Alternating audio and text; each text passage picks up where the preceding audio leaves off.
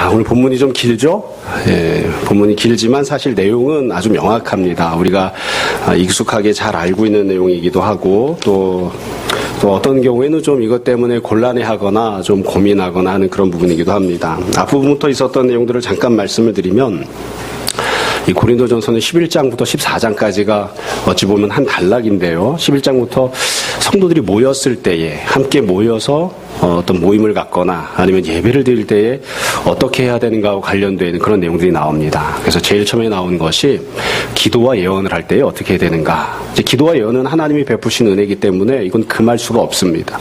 근데 이걸 잘못 행하는 경우들이 있어서 무엇이 온전하게 기도하고 예언하는 것인가 여기에 대한 이야기가 나왔고요. 그 다음에 두 번째로는 이제 성찬식과 관련해서 성찬식도 주님께서 명령하시고 제정하신 것이기 때문에 이걸 잘못 시행하는 경우들이 있다고 해서 금하거나 없앨 수는 없습니다. 그래서 성찬식을 할 때에 어떻게 하는 것이 합당한 것인가 이 두 가지가 나왔고요. 그리고 지금 보는 12장부터 보면 12장은 어찌 보면 서언이고요. 12장, 13장, 14장까지가 이렇게 쭉 붙어 있습니다. 근데 12장에 보시면 1절 보세요.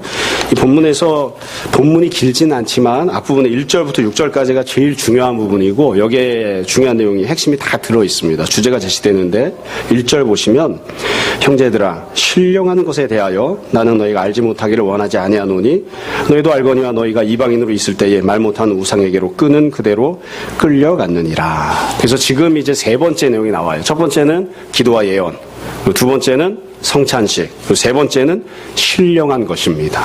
그러니까 성도들이 함께 모여서 모임을 갖거나 예배를 드릴 때에는 이 신령한 것이 있어요. 근데 이 신령한 것이란 게 도대체 무엇인지를 지금 쭉 설명할 거고요. 그 다음에 13장, 14장에 가면 그 신령한 것을 어떻게 잘못 사용했는지, 그리고 무엇이 올바르게 사용하는 것인지에 대해서 이제 사도 바울이 이야기를 할 겁니다. 그래서 이 신령한 것에 대해서 이야기를 하는데 우리가 이제 복음을 듣기 전에 이미 어떤 종교 생활을 하고 있잖아요. 무속에 대해서 이렇게 물들어 있거나 샤머니즘이 들어와 있거나 뭐 이런 여러 가지 종교 생활을 하기 때문에 사람은 영적인 존재이기 때문에 나름대로 신령한 것에 대한 개념들을 좀 갖고 있습니다. 경험들이 있고요. 그래서 우리나라에서 이야기하는 우리나라 사람들이 생각하는 신령한 것, 영적인 것 이런 이야기를 하면 보통 무슨 생각을 하냐면 뭔가 막 이렇게 막 환상을 보거나 아니면은 뭐 신기한 무언가를 하거나 앞으로 무슨 일이 벌어질지 이렇게 막 푸닥거리하고 예언하고 맞추듯이 막 이런 점쟁이처럼 뭐 하는 아니면은 이렇게 가만히 있는데 어떤 무언가 압도적인 어떤 영적인 분위기 이런 게 있죠. 그래서 그런 것들이 이제 예배당이나 예배들에 가득한 뭐 이런 것들을 이제 신령한 것, 영적인 것 우리가 흔히 그렇게 생각을 합니다. 근데 과연 성경에서 이야기하고 있는 신령한 것 영적인 것이라는 게 과연 그런 것이냐? 그렇지 않아요. 그래서 사도 바울이 성도들이 모였을 때 하나님이 베푸시는 영적인 은혜들, 또 신령한 것들에게 도대체 무엇인지를 이제 쭉 설명을 이제 하는 거예요. 그러면서 이 2절에 보면 너희도 알거니와 너희가 이방인으로 있을 때 이거 지금 유대인 이방인을 차별하는 게 아니고요. 예수님 믿지 않았을 때 복음을 알지 못했을 때를 이방인이라고 규정을 한 거예요. 예수님 알지 못하고 복음을 믿지 않았을 때에 말 못하는 우상에게로 끄는 그대로 끌려갔느니라. 그러니까 우상이 끌고 가는 어떤 신령한 것, 영적인 것 이런 것들이 이렇게 치우쳐서 산 거예요. 여러분 인간은 영적인 존재이기 때문에 영혼이 있습니다. 우리가 보지 못해도 만지지 못해도 근데 영적인 실제들이 있습니다. 천사도 있고 또 마귀도 있고 그리고 우리가 믿는 하나님도 영이십니다. 그러니까 영이시기 때문에 우리가 어떻게 경험할 수가 없는 그런 부분들이 있죠. 보이지 않으니까요. 만져볼 수 없으니까요. 그런데 이런 영적인 부분들에 대해서 우상들이 끌고 가는 대로 혹은 악한 존재들이 끌고 가는 대로 그런 무언가가 신령한 것이다. 영적인 것이다. 이렇게 경험하고 그렇게 치중하고 살았는데 그렇게 끌려가는 삶이 아니라 우리가 예수님 믿고 성도들이 함께 모여 예배드리고 이렇게 하다 보면 하나님께서 우리에게 성령님께서 인도하시는 신령한 것 하나님께서 우리에게 베풀어 주시는 영적인 은혜들을 이 모임 가운데 허락하시고 베풀어 주신다. 그러니까 마귀가 끌고 가는 영적인 모습이 아닌 성령님께서 역사하시고 은혜를 베풀어 주시는 그런 영적인 모습들이 도대체 무엇이냐? 이제 이거에 대해서 이야기를 하는 거예요. 그중에 제일 첫 번째 내용이 나오는 게 3절입니다. 3절 다시 한번 보세요. 3절에 보시면 이렇게 되어 있습니다. 그러므로 내가 너에게 알리노니 하나님의 영, 그러니까 성령님이죠. 하나님의 영으로 말하는 자는 누구든지 예수를 저주할 자라 하지 아니하고 또 성령으로 아니하고는 누구든지 예수를 주시라 할 수 없느니라. 이게 첫 번째 모습이 나오는 거예요. 그러니까 신령하다고 하는 것이 무엇이냐? 예수님을 주님이라고 고백하는 것입니다. 그게 바로 신령한 거예요. 사람은 자기 어떤 지적인 능력이나 혹은 자기의 경험이나 이런 것을 가지고서는 예수님이 하나님의 아들이시고 예수님이 나의 죄를 위하여 십자가에 달려 죽으셨고 주님께서 나의 주님이 되십니다. 주님께서 이 땅에서도 죽은 이후에도 나를 하나님께로 인도하시는 유일한 구세주가 되십니다. 이걸 인정하거나 고백할 수 없어요. 근데 우리가 성령 안에서 거듭나고 새로운 존재가 되어져서 하나님이 베푸시는 영적인 은혜를 받게 되면 그것이 겉으로 드러나게 되는데 그 드러나게 되는 가장 중요한 첫 번째 모습이 무엇이냐면 지금 나온 고백이에요. 고백하는 겁니다. 예수님을 주님으로 고백해요. 성도들은 각양각색의 사람들이 있죠. 남자도 있고 여자도 있습니다. 많이 배운 사람도 있고 못 배운 사람도 있습니다. 유대인도 있고 이방인도 있습니다. 사회적 지위가 높은 사람도 있고 그렇지 않은 사람도 있어요. 각양각색의 사람들이 있어요. 또 각양각색의 언어들을 갖고 있어요. 또 표현도 각양각색으로 해요. 그러나 다 동일하게 고백을 합니다. 예수님은 우리의 주님이 되십니다. 예수님이 우리의 모든 죄를 용서하십니다. 이방인도 그렇게 고백하고 유대인도 그렇게 고백을 해요. 남자도 그렇게 고백하고 여자도 그렇게 고백을 해요. 부자건 가난한 자건 다 한 성령님 안에서 성령님께서 우리 안에 내주하고 계시기 때문에 그와 같이 동일한 고백을 하는 거예요. 그래서 성도들은 각양각색의 다 다양한 존재들로 되어 있고 또 각양각색의 다양한 표현들을 하지만 결국 똑같은 표현으로 똑같이 고백을 한다. 똑같은 내용을 고백한다.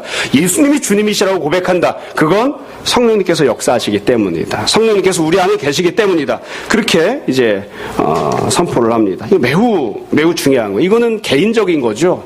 내가 예수님을 개인적으로 믿고 개인적으로 고백하고 하는 그런 것이니까요.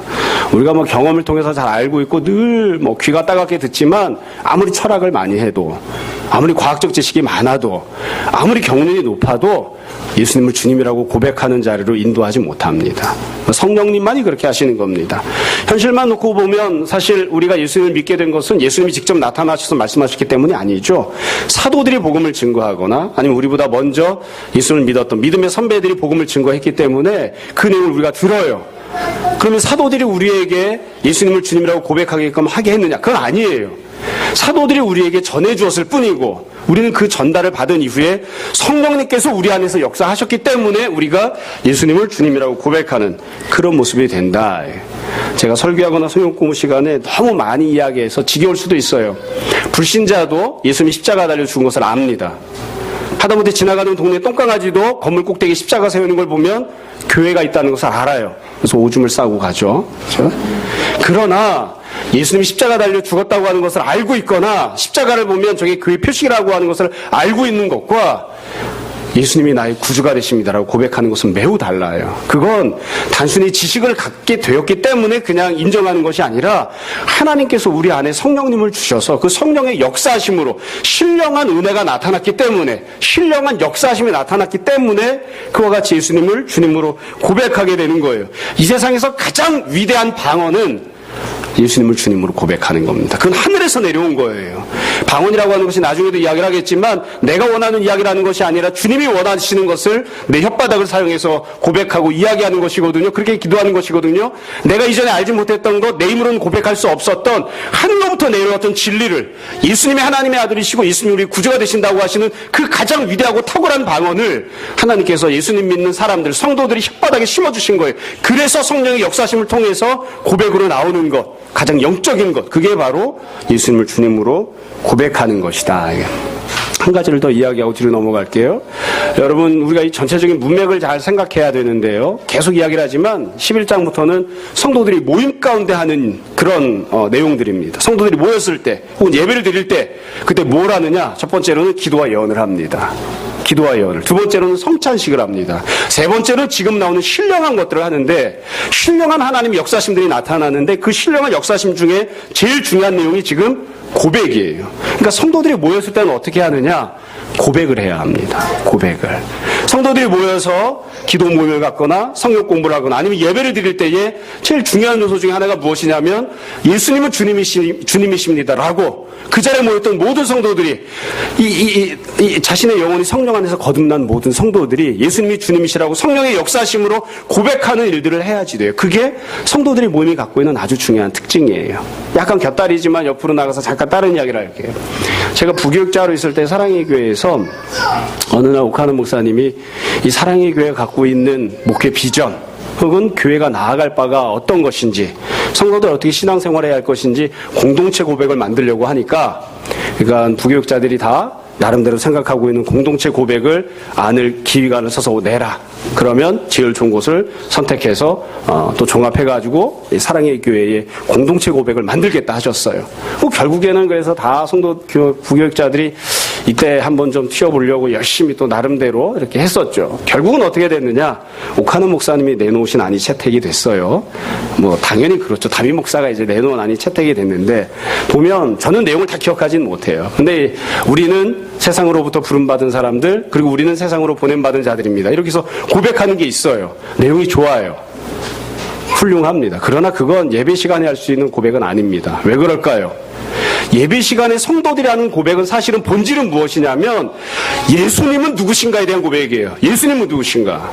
예수님은 우리의 구주가 되십니다. 예수님을 믿음으로 우리가 구원을 받습니다. 주님께서 하나님의 아들이십니다. 이렇게 예수님이 누구신지에 대해서 선포하고 고백하는 게 예배 시간에 하는 고백이에요. 근데 공동체 고백이라고 그 당시에 만들어지고 그 다음에 유행했던 한국교회 다 따라서 만들었던 유행했던 그 고백은 다 어떤 내용이냐면 우리는 누구인가에 대한 거예요. 나는 누구인가? 어떻게 살아야 되는가? 물론 중요합니다. 맞습니다. 그러나 그 고백은 어찌 보면 부차적인 거예요. 가장 중요한 고백은 무엇입니까? 예수님이 누구신가에 대한 고백이에요. 우리가 왜 예배 시간에 사도신경을 하느냐? 침례교회에서는 하지 않습니다. 하지 않는다고 해서 우리가 이단하고 부르진 않아요. 사도신경 우리가 받는 이유는 사도신경이 담고 있는 내용이 첫 번째로 성부 하나님은 누구신가? 두 번째로 성자 예수 그리스도는 누구신가? 세 번째로 성령님은 누구신가에 대한 고백을 담고 있기 때문에 그 고백을 우리가 성경적인 것이고 우리가 성도들이 고백해서 마땅한 고백이라고 인정하고 받아서 예배 시간에 고백하고 있는 거예요. 만약에 사도신경에 성부 하나님, 성자 예수님, 성령 하나님에 대한 고백이 아니라 다른 고백이나 다른 어떤 내용이 들어있다면 그럼 뭐 때문에 우리가 예배 시간에 하겠습니까? 그래서 성도들이 모였을 때 성령의 역사하심으로 나타나는 신령한 일이란 무엇이냐? 예수님을 주님으로 고백하는 겁니다.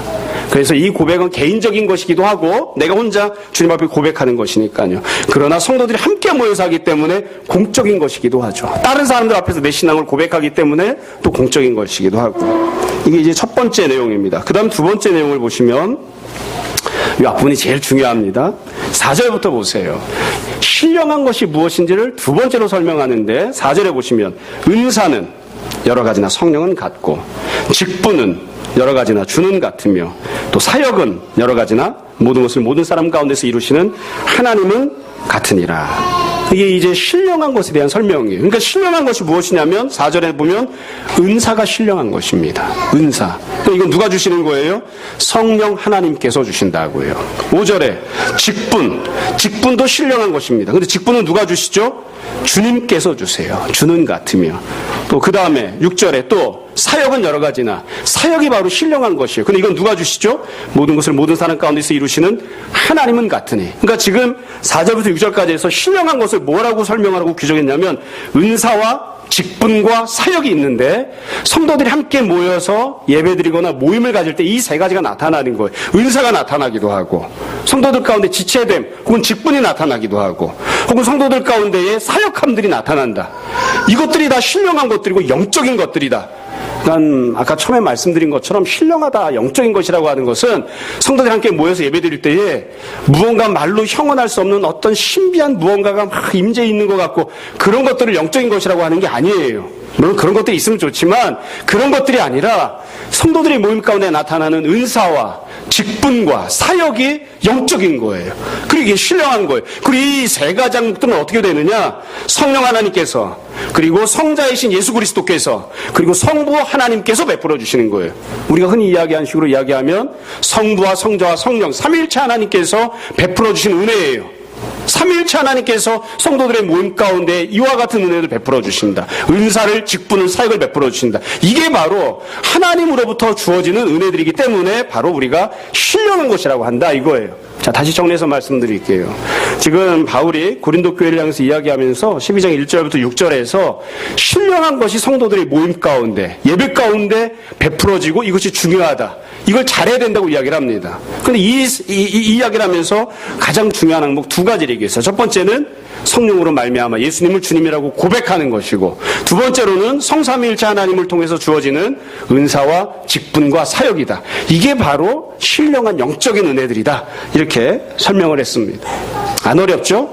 여기까지 이해하시면 오늘 본문이 길지만 다 이해한 겁니다. 그래서 영적인 은혜들에 대해서 이야기하면서 첫 번째 4절에서 은사가 나왔죠. 은사는 누가 주세요? 성령님이. 은사는 각양각색의 은사들이 있어요. 다양한 은사들이 있어요. 그러나 그것을 동일하신 한 분, 한 성령님께서 베풀어 주신다. 두 번째로 직분은 여러 가지가 있어요. 지체되면 여러 가지가 있어요. 그러나 그것은 누가 주시는 거예요? 한 분, 성자 예수 그리스도로부터 주어지는 거예요. 사역은 여러 가지 종류로 해요. 다양한 사람들이 다양한 모습의 다양한 사역들을 해요. 그러나 그것은 한 분, 하나님, 성부 하나님으로부터 주어지는 거예요.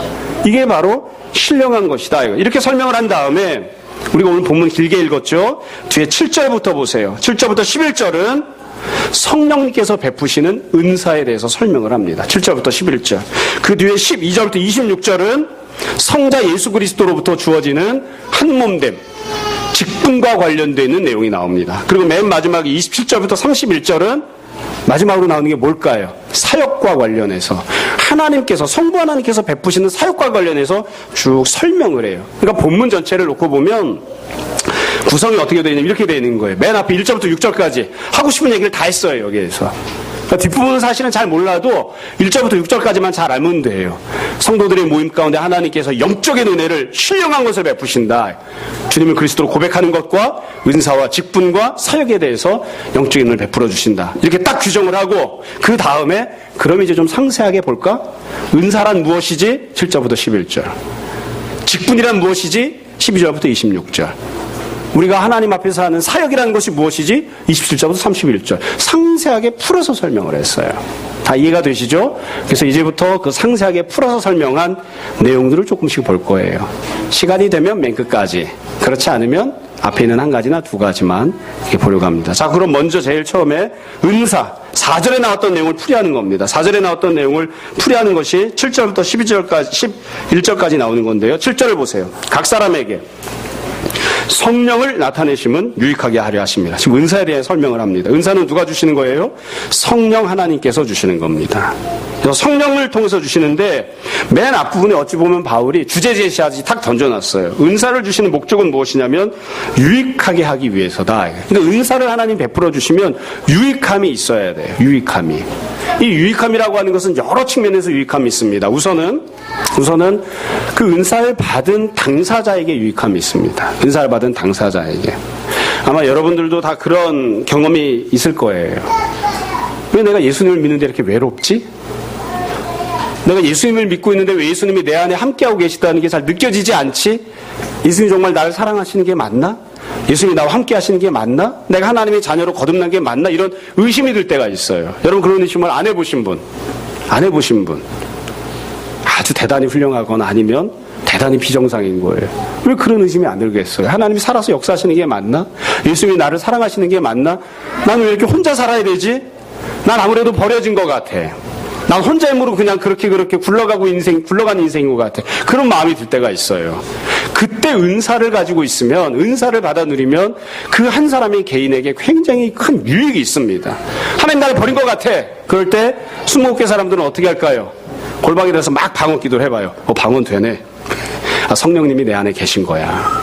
나는 성령님이 내 안에 없다고 생각하지만 성령님 때문에 내가 방언을 하잖아. 성령님이 내 안에 계신 게 맞아. 그렇게 해서 방언이 개인에게 유익을 줘요. 이해가 되십니까? 아까 영적인 것에 대해서 이야기를 했지만 하나님은 영이시기 때문에 만져지지 않아요. 보이지도 않아요. 하나님 말씀이 들리지도 않아요. 그럼 어떻게 알 수 있을까요? 하나님이 내 안에 계시기 때문에 나타나는 현상들을 통해서 우리가 하나님이 내 안에 함께하고 계시다는 걸 알 수 있어요. 근데 성령님께서 우리에게 주신 여러 가지 은사들이 있는데 내 안에 하나님의 말씀이 있어요. 그래서 하나님의 말씀을 보면서 이것이 하나님의 말씀인 것이 내가 인정이 돼. 그럼 내 안에 주님이 계신 거예요. 그걸 통해서 우리가 알아요. 성령님이 나를 버리신 것 같아. 내게 기쁨이 없어. 그럴 때 들어가서 기도하는 거예요. 사실은 기도한다는 것 자체가 은사를 받은 거예요. 그리고 기도하면서 방언을 한다고요. 그러면 내 안에 성령님이 여전히 계시구나. 성령님이 계시기 때문에 내가 이렇게 방언을 기도하구나. 스스로에게 그렇게 확신을 주는 유익이 있습니다. 다 이해가 되시죠? 방언하시는 분. 뭐 창피한 일도 아닌데 우리 손들어 이렇게 볼까요? 방언하시는 분. 저만 방언하나요? 저만? 예. 그래서 외로울 때 힘들 때 기도하는 거예요. 기도하면서 주님이 나와 함께 하심을 경험하고 기도하다 방언을 하면서 하나님이 나와 함께하고 계심을 성령님께서 여전히 역사하고 계심을 스스로에 대해서 위로를 삼죠. 위로를 삼아요. 또한 여기서 이야기하는 유익함은 자기 자신만 누리는 유익함이 아니라 다른 사람을 위한 유익함입니다. 다른 사람을 위한 유익함. 성령님께서 베풀어 주신 여러 가지 은사들은 공적인 것들이어서 나만을 위한 것이 아니라 다른 사람들을 위해서 사용하게끔 주어지는 것들이 다른 사람들을. 여러분 여기 본문에 보시면 여러 가지 은사들이 나옵니다. 8절부터 보세요. 8절 어떤 사람에게는 성령으로 말미암아 첫 번째 뭐가 나왔죠? 지혜의 말씀을. 그 밑에 어떤 사람에게는 같은 성령을 따라 두 번째 지식의 말씀을. 9절에 보면 세 번째 다른 사람에게는 같은 성령으로 말미암아 무엇을? 믿음을. 그 다음부터 보시면 어떤 사람이 한 성령으로 병 고치는 은사를, 다른 사람에게 능력 행함을, 어떤 사람이 예언함을, 영들 분별함을, 각종 방언 말함을, 어떤 사람이 방언을 통역함을 주신다. 근데 여기 보시면 여기 주어져 있는 은사들의 항목을 보면 제일 중요하게 맨 앞에 나온 건 하나님의 말씀이에요. 하나님 말씀을 하나님의 말씀으로 인정하고 받아들이는 것, 이게 바로 성령님께서 역사하셨기 때문에 베푸신 은사예요. 하나님 말씀 읽으면서 이게 가짜일 수도 있지. 그건 이제 정상적인 인간입니다. 근데 하나님 말씀을 읽으면서 이건 하나님의 말씀이야. 하나님께서 이 말씀을 통해서 역사하셔. 이 말씀대로 순종해야 돼. 이 안에 생명의 길이 있어. 이게 인정이 되면 성령님의 은사를 받은 거예요. 그게 은사예요. 이 말씀에 대한 것이 제일 처음으로 나왔고요. 그 다음에 나온 것이 믿음. 두 번째가 믿음입니다. 믿음도 은사예요. 세 번째로 나온 게 우리가 흔히 이야기하는 은사들이에요. 뭐 병 고치고 뭐 예언을 하고 방언을 하고 방언 통변을 하고 이런 것들이 세 번째로 나왔어요. 근데 여기에 있는 항목들은 다 나 자신만 유익하는 것이 아니라 다른 사람의 유익을 준다고요. 말씀을, 지혜를, 다른 사람의 믿음을 격려해 주는 것을, 다른 사람이 갖고 있는 질병을 고쳐주는 것을, 다른 사람들에게 하나님 무엇을 원하시는지를 선포하고 알려주는 것들을. 그래서 이 방언이나 다른 모든 은사들도 다른 성도들의 유익을 위해서 하는 것입니다. 여러분 아마 방언 통변을 받아서 방언 기도하는 사람들은 그런 경험들이 있겠지만 방언 통변 없이 방언 기도하는 사람들 그런 생각을 할 때가 있어요. 이게 내가 지금 뭐라고 이렇게 떠들어대고 있는 건가? 뭐라고 떠들어대고 있는 건가? 방언 기도의 대부분은 기본적으로 옆에는 다른 성도를 위한 것입니다. 가끔가다 이렇게 신앙생활 하다 보면 장로교 성도들을 만났을 때 그런 이야기를 하는 경우가 있어요. 나는 조용히 기도하기를 원하는데 저 그냥 따따붙다하고 시끄럽게 기도하는 사람이 와가지고 시끄럽게 기도를 해서 기도를 할 수가 없다 이거예요. 방언하는 사람이 좀 조용히 기도하거나 속으로 기도했으면 좋겠다. 전 그 이해가 돼요. 저도 이해가 돼요. 그렇지만 사실은 엄격하게 이야기하면 그 사람이 방언으로 크게 기도할 때 그걸 가지고 격려해줘야 됩니다. 왜 그럴까요? 그 사람이 방언으로 기도할 때 자기를 위해서만 기도하는 게 아니라 나를 위해서 기도하고 있는 거예요. 나는 내 문제가 무엇인지 모르고 하나님이 나에게 베푸신 은혜가 무엇인지 내가 어떻게 하는지 잘 몰라하고 기도조차 하지 못하고 있을 때에 다른 사람을 통해서 하나님께서 그 사람이 방언하는 것을 통해서 나를 위해 기도하게 하고 계신다고요. 그 사람이 간절히 울면서 나를 위해서 기도하고 있는 거예요, 사실은. 근데 나는 그게 시끄러운 거죠.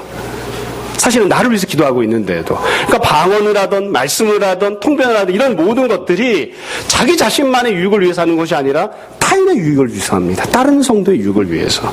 다른 성도의 유익을 위해서. 그래서 유익함을 위해서 준다. 이렇게 이야기를 했죠. 그래서 하나님께서 성령을 통해서 우리에게 베풀어 주시는 여러 가지 은사들이 있어요. 여기 보면 쭉 내용들이 나왔고요. 11절을 보세요.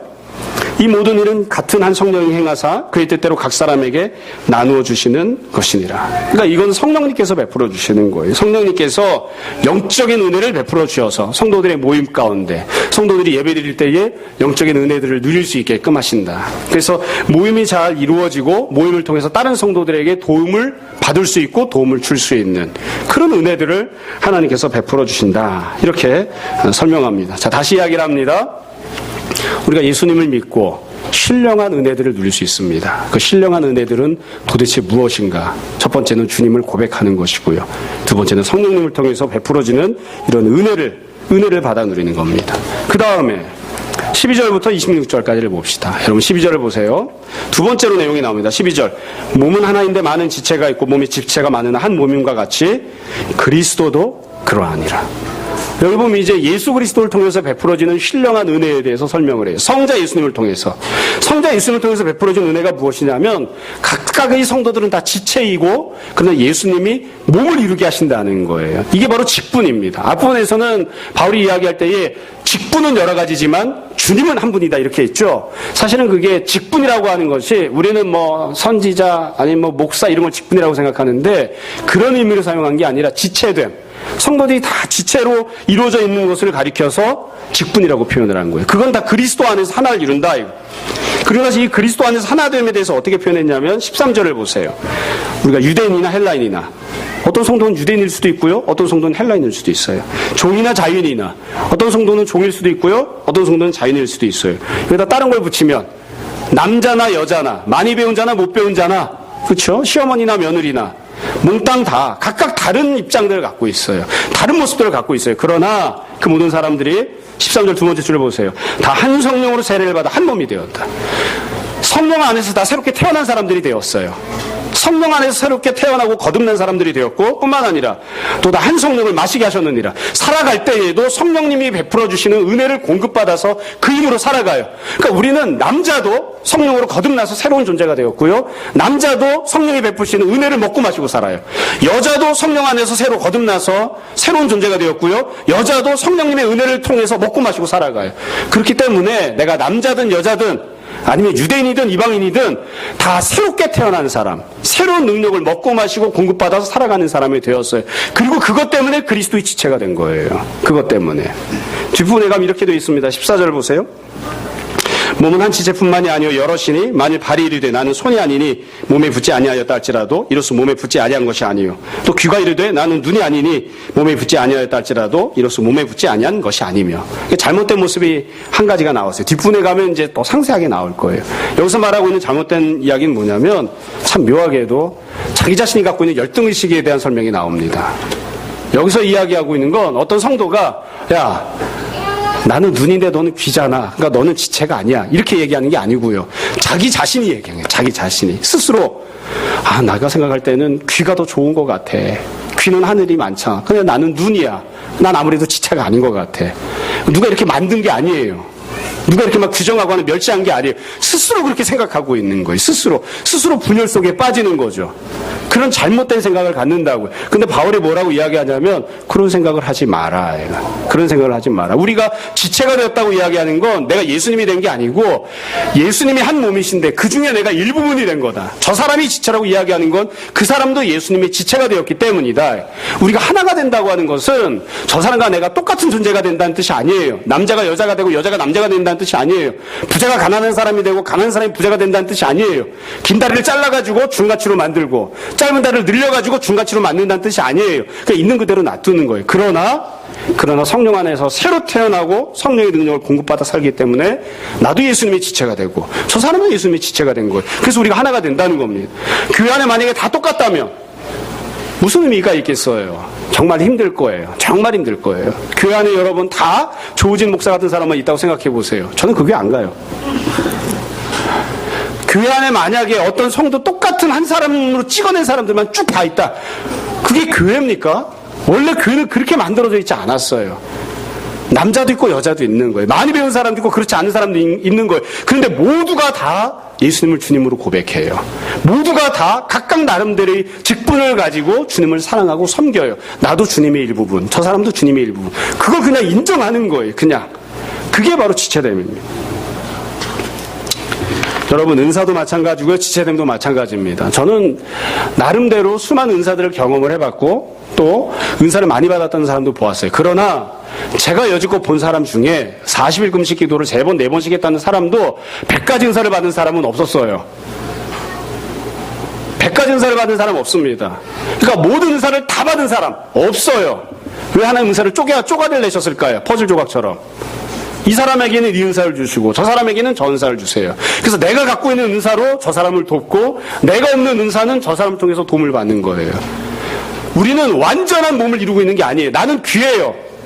저 사람은 눈이에요. 나는 듣기만 하면 돼요. 나는 왜 이렇게 못 보는 거지? 못 보는 인생은 의미가 없어. 이렇게 생각할 필요가 없어요. 보는 거 저 사람한테 부탁하면 돼요. 그 사람이 하는 걸 내가 받으면 돼요. 나는 왜 이렇게 듣지를 못하지? 그건 다른 사람한테 부탁하면 돼요. 그게 지체됨이에요. 그게 지체됨. 안 어렵죠? 그래서 지체는 많이 있어요. 각양각색으로 다른 모습들을 갖고 있어요. 그러나 한 분 예수 그리스도, 그분만이 몸을 이루신다. 그분의 지체를 우리가 이루고 있다는 거예요. 이 지체됨과 관련해서 주의해야 할 사항을 이 본문 안에 보면 3가지를 써놨습니다. 주의해야 될 사항을 써놨어요. 사실 이거 뒷부분에서 나와야 되는데 여기 먼저 나온 거예요. 21절을 보세요. 21절에 보시면 눈이 손들어 내가 너를 쓸데없다 하거나 또한 머리가 발들어 내가 너를 쓸데없다 하지 못하리라. 이렇게 말하지 말아요. 다른 지체를 보고 너는 필요 없어. 이렇게 얘기하지 마라. 이게 첫 번째 주의사항입니다. 두 번째 주의사항은 22절부터 25절에 22절 보세요. 전 사실 이 본문 읽으면서 한편으로 마음이 슬펐어요. 22절 보세요. 그뿐 아니라 더 약하게 보이는 몸의 지체가 둘이 요긴하고 우리가 몸에 덜 귀히 여기는 그것들을 더 귀한 것들을 입혀주며, 이거 문자 그대로 이야기하면 이거예요. 지체 안에는 약한 지체가 있어요. 다 건강한 게 아니에요. 약한 지체가 있다? 없다? 있다고요. 지체 중에는 귀한 지체가 있다? 없다? 있어요. 천한 지체는 있어요. 그걸 인정해야 돼요. 우리 뭐라고 할 수가 없어요. 그거 하나님 그렇게 만드셨으니까. 다시 말씀드립니다. 지체 안에는 예쁜 지체가 있다? 없다? 있어요. 못생긴 지체가 다 보고 계시잖아요. 있다고요. 그래서 어찌 보면 이게 차별처럼 느껴져요. 왜 하나님이 이렇게 하셨지 나한테는? 어떤 사람은 보면 키도 크고 잘생기고 말도 잘하고 참 보면 친근하고 인품도 훌륭하고 머리도 좋고, 그렇죠? 반면 어떤 사람 보면 키도 작고, 그렇죠? 못생기고 성깔도 있고 막 이렇게 나쁜 것 같아요. 왜 이렇게 하나님 차별하셨지? 차별이 있어요. 현실 속에서는 달라요. 이걸 차별이라고 표현하면 기분 나빠하시는 분들은 그냥 차이가 있다 이렇게 생각하세요. 여하튼 사실은 차이가 있어요. 귀한 지체도 있고 천한 지체도 있다고요. 그게 현실이에요. 근데 이 지체됨에 있어서 그렇다고 해서 다른 것을 향해서 천한 지체를 향해서 약한 지체를 향해서 넌 필요 없어. 넌 절로 가. 이렇게 하지 마라. 그렇게 할 수 없다. 왜냐하면 하나님께서 천한 지체를 귀하게 사용하시고 귀하게 만들어주신다. 하나님께서 연약한 지체를 건강하게 하시고 하나님께서 연약한 지체를 더 많이 보호해 주시니까 하나님께서 그렇게 하시니까 너도 그런 식으로 행동하지 마라. 그래서 25절에 보면 몸 가운데 분쟁이 없고 오직 여러 지체가 서로 같이 돌보게 하셨느냐. 서로 돌보아주어라 해요. 돌보아주어라. 돌봐주라고 하는 표현은 아주 간단해요. 하나님이 그 지체를 돌보시는 것처럼 너도 돌봐줘라 이거예요. 세 번째, 지체와 관련해서 하고 있는 주의사항이 있습니다. 26절, 만일 한 지체가 고통을 받으면 모든 지체가 함께 고통을 받고 한 지체가 영광을 얻으면 모든 지체가 함께 즐거워하느니라. 우리가 지체가 되었을 땐 다른 지체가 괴로워하면 나도 괴로워요. 그게 지체가 됐다는 뜻이에요. 저 사람이 고통스럽지만 나는 굉장히 속이 후련한데 그건 지체가 아닌 거예요. 그런 식으로 행동하지 마라. 그래서 주의사항 3가지가 나왔어요. 주의사항 3가지가. 첫 번째는 넌 아무것도 아니야. 넌 지체가 아니야. 이런 식으로 이야기하지 마라. 두 번째로는 연약하거나 천한 지체를 보고 잘 돌보고 섬겨줘야지 된다. 세 번째로는 함께 고통스러워하고 함께 아파하고 함께 영광을 누리라. 이게 지체됨과 관련된 내용이 나와요. 이게 영적인 것입니다. 그러니까 교회가 영적이라고 하는 것, 교회 안에 신령한 은혜가 있다고 하는 것은 이와 같이 서로가 다 지체됨을 누리는 거예요. 나도 그리스도에게 속해 있고 당신도 그리스도에게 속해 있습니다. 나에게도 하나님께서 성령의 은사를 베풀어 주셨고 당신에게도 성령의 은사를 하나님께서 베풀어 주셨습니다. 나도 한 번 예수 그리스도의 지체이고 당신도 한 번 예수 그리스도의 지체입니다. 이걸 누리는 게, 이걸 인정하고 고백하고 함께 누리고 나누는 게 영적인 거예요. 그러니까 교회가 만약에 영적이지 않다, 어떤 걸 보고 영적이지 않다고 하냐면 그 교회를 갔더니만 사람들이 다 이렇게 딱 보니까 뭔가가 좀 신비해. 이래 영적인 게 아니에요. 그래 영적인 게 아니에요. 그 교회를 갔더니 성도들이 천한 사람도 있고 귀한 사람도 있는데, 남자도 있고 여자도 있는데 서로가 서로를 존중하고 서로가 서로를 돌보아주고 서로가 서로를 지체로 여겨. 그게 영적인 거예요. 그게 그게 영적인 겁니다. 그 은혜가 있어야 영적인 교회가 되는 것이고, 그런 교회를 우리가 신령한 모임, 신령한 교회라고 부르는 거예요. 그게 안 되는데 몇 사람이 나와가지고 내가 직통일레이시를 받았느니 어쩌는 이러면서 날뛰고 다니고, 그리고 다른 사람들은 멸시하고 이러면 전혀 영적이지 못한 거예요. 마지막 세 번째 항목은 오후에 조금 더 하고 다시 보겠습니다. 말씀을 정리하겠습니다.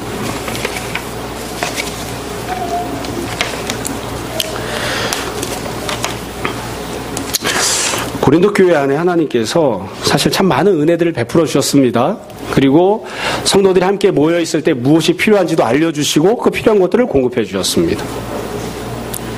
사실 이 모든 것들을 이렇게 가만히 제가 생각해 보면서 몇 가지 생각들을 하게 됐는데, 그 중에 하나는 우리가 생각하고 있는 영적인 것이라고 하는 개념과 성경에서 이야기하고 예수님께서 말씀하시는 영적인 것이 조금 다른 부분들이 있다는 거예요. 여러분, 목사들이 흔히 모여서 이야기할 때에 그런 이야기를 합니다. 부흥하려면 어떻게 되느냐? 제일 중요한 첫 번째, 권능이 있어야 된다. 건물이 좋아야 된다. 건물의 능력, 권능이 있어야 된다. 두 번째, 목사에게 신유의 능력이 있어서 그냥 안수하고 기도하면 그냥 팍팍 벽이 났고 이러면 아주 그냥 벌떼처럼 부흥한다. 세 번째, 목사에게 영권이 있어서 탁 하면 그냥 쓰러져서 자빠져 떼굴떼굴 구르든지, 아니면 딱 쳐다보면 저 목사님이 하나님의 영광이 임재하고 있어서 감히 근접할 수 없어. 저분 말씀하신 대로 순종해야 돼. 이런 느낌이 있든지, 사실 그런 여건이 있기도 해요. 그래야 부흥하는 거지. 이 세 가지를 종합해보면 조우진 목사 당신은 안 돼. 이런 뜻이기도 해요. 언약교회는 안 돼. 이런 뜻이기도 해요. 근데 정말로 성경에서 이야기하고 있는 영적인 것이라고 하는 것, 그것이 어떤 것일까? 어떤 것일까? 영적인 것이라고 하는 건 하나님으로부터 나오는 거예요. 하나님으로부터.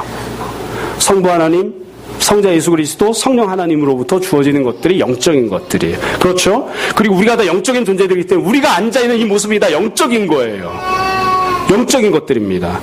우리가 앉아있을 때에 어떤 모습으로 앉아있는가, 어떤 신분으로 앉아있는가, 어떤 관계로 앉아있는가, 이게 영적인 거예요. 근데 우리는 종종 이런 것들을 도외시하고, 성경에서 이야기하는 것들을 도외시하고 자기 나름대로 영적인 기준들을 세워놓고 그 영적인 은혜가 충만하게 임하기를 간절히 바라는, 그것을 위해서 발버둥치는 그런 모습들이 얼마나 많이 있는지 모르겠어요. 제가 이 본문을 읽고 묵상하다가 이게 뭐 인간관계에서도 비슷한 것 같아요. 가령 부부관계를 생각해 보세요. 그 사람이 나를 사랑하는지 안 사랑하는지 어떻게 알 수 있나요?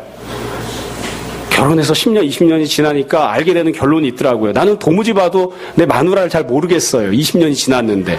알 듯 말 듯, 알 듯 말 듯. 그래서 이거 아는 것 같다 이야기했더니 아는 게 아니고 뭐라고 이야기하죠? 당신은 나를 오해했어. 근데 우리가 배우자를 향해서 다른 사람을 사랑하는 마음이 있으면 그 사랑하는 마음이 겉으로 표현되기 때문에 알거든요. 사랑하는 마음이 있으면 무엇이 나올까요? 첫 번째, 고백이 나옵니다. 고백이. 안 어렵죠? 사랑해야 고백하는 거예요. 자, 우리 광현 형제, 사랑하는 여자한테 사랑한다고 고백을 몇 번이나 하나요? 자주 해요? 진짜로 지영이한테 사랑한다 이렇게 얘기를 할 수 있어? 한번 해봐요. 진짜로 사랑해? 그래서 사랑하면 고백을 해요. 고백을. 한번 생각해 보세요. 내가 내 아내에게 여보 난 당신을 사랑해. 언제 그렇게 고백했었나? 언제 고백했었나? 한번 생각해 보세요. 언제부터 그 고백이 없어졌는가? 그 고백이 없어진 때부터가 위험한 거예요. 부부관계는.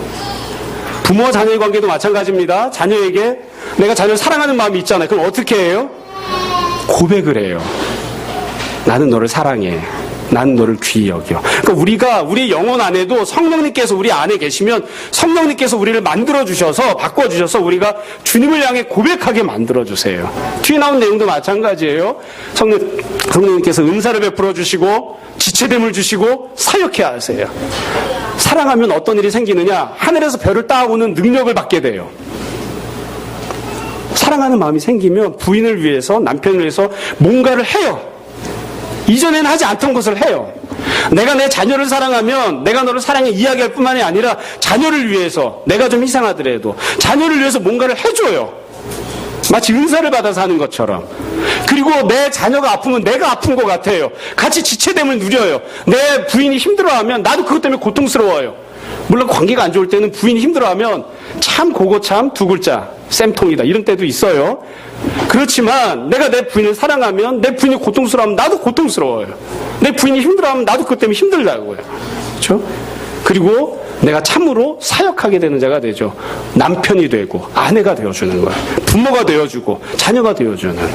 어렵지 않아요, 사실은. 그게 영적인 것들이에요, 사실은.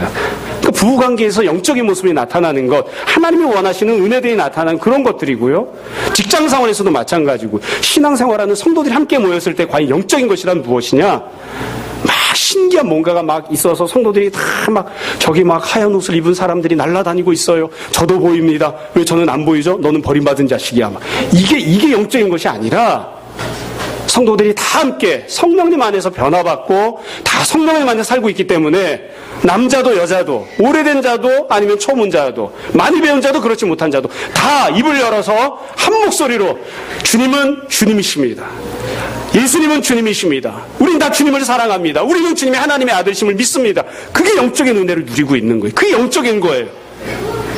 우리 모두에게 하나님께서 각각에게 하나님이 원하시는 대로 성령님께서 각각 원하시는 대로 은사들을 베풀어 주셨습니다. 그것으로 인하여 내가 유익을 누리고 내 옆에 있는 성도를 섬기기 원합니다.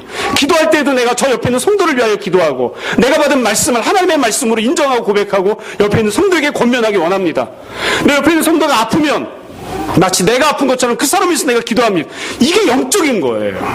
영적인 것.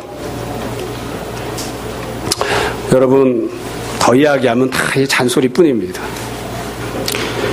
우리가 신앙생활하면서 함께 모여 성도들이 신앙생활할 때에 혼자가 아니라 함께 신앙생활할 때에 주님께서 말씀하신 그대로 이런 귀한 영적인 신령한 것들이 우리 가운데 늘 차고 넘쳤으면 좋겠습니다. 성도들이 늘 만날 때마다 고백이 넘쳐나고 서로를 향한 은사들이 넘쳐나고 서로의 지체됨들이 서로를 향한 사역들이 넘쳐나는 그런 모습이 우리의 모습이 되었으면 좋겠습니다. 주님께서 그런 것들을 베풀어 주셨기 때문에 우리가 그로 인하여 성령 충만한, 그로 인하여 예수 그리스도가 충만한, 그로 인하여 하나님이 온전히 영광 받으시는 그런 교회, 그런 가정, 그런 삶의 터전들이 다 되었으면 좋겠습니다. 모쪼록 우리가 날마다 이를 위하여 기도하고 또 그런 은혜들을 받아 누리고 또 그런 은혜들을 서로를 향하여 고백하고 간증하고 권면하는 그런 귀한 교회와 성도들이 다 되시기를 주님 이름으로 축원합니다. 시간 잠시 기도하겠습니다.